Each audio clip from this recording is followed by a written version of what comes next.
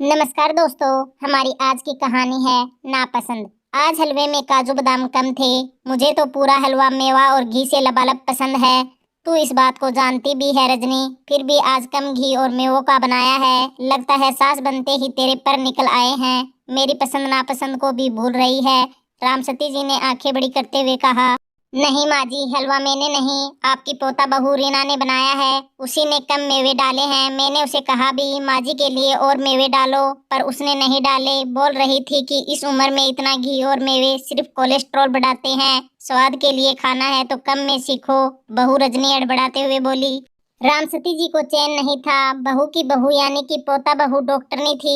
हर चीज में सेहत की टिप्पणी करती थी। जीवन भर रामसती जी ने अपने हिसाब से घर चलाया है। बहू रजनी भी आई तो आते ही उसकी कमान कस ली।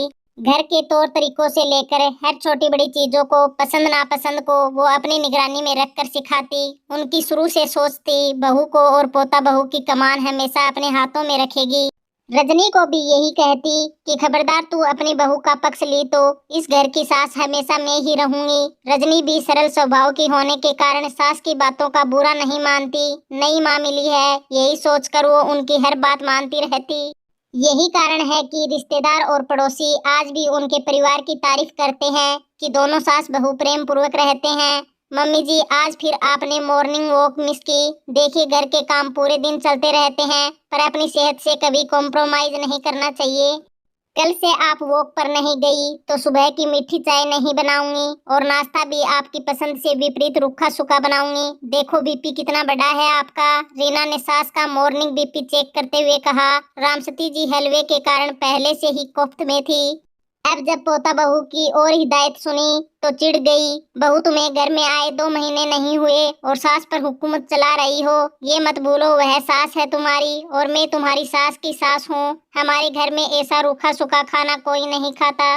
तुम अपनी डॉक्टरी कहीं और दिखाओ। रामसती जी गरजते हुए बोली। रीना उस समय कुछ नहीं बोली, बस सास की दवाइयाँ और दादी सास की दवाइयाँ दूध के गिलास के साथ रखकर क्लिनिक चली गई। थोड़ी देर के बाद रीना के फोन पर अचानक फोन आया। वह दौड़ती भागती घर पहुंची। रामसती जी मूर्छित अवस्था में थी। सास रजनी घबराई हुई रीना की राह देख रही थी। पता नहीं बहू कब से कह रही थी कि मेरी छाती में दर्द हो रहा है, कहीं अटैक तो। बोलते बोलते रजनी जी रुक गई। रीना दादी सास को तुरंत एम्बुलेंस की सहायता से अस्पताल ले गई।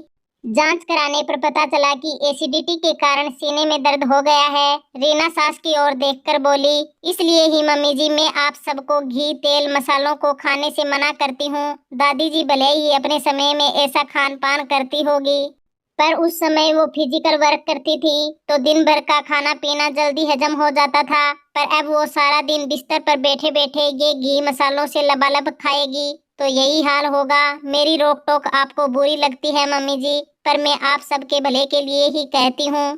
रामसती जी अब होश में आ चुकी थी। पोता बहू की बातें धीरे धीरे सुन रही थी और आंखें नीचे कर रही थी। और हलवा लाऊं दादी जी? एकदम घी और मेवों से लबालब। रीना के इतना कहते ही दादी सास ने चद्दर से मुंह ढक लिया और सोचने लगी। कहाँ तो वो बहू की बहू पर कमान कसने का सोच रही थी, अब कहाँ मुझे इसी डॉक्टरनी की हिदायतों में जीवन भर दिनचर्या करनी होगी। धीरे धीरे रामसती जी को रीना की सलाह मशवरा से फायदा होने लगा।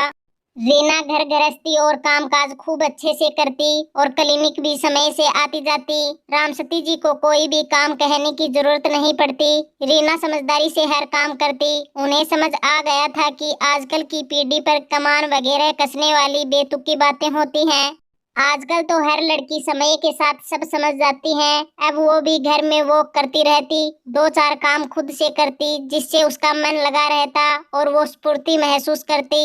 रीना पर अब उन्हें प्यार आता। जब भी रीना क्लिनिक से आती रोज दादी सास के हालचाल जानती और दोनों ढेरों गपशप करते। रामसती जी सोच रही थी कहाँ तो वो कमान कसने की बेफिजूल बातें सोच रही थी ताकि सासगिरी दिखा सकूं, कहाँ रीना ने अपने प्रेम पूर्ण व्यवहार से उसने सबको अपना बना लिया। धन्यवाद दोस्तों। तो दोस्तों, हमारी आज की कहानी कैसी लगी? अगर कहानी पसंद आई है तो लाइक कमेंट शेयर और चैनल को सब्सक्राइब जरूर कर लीजिएगा।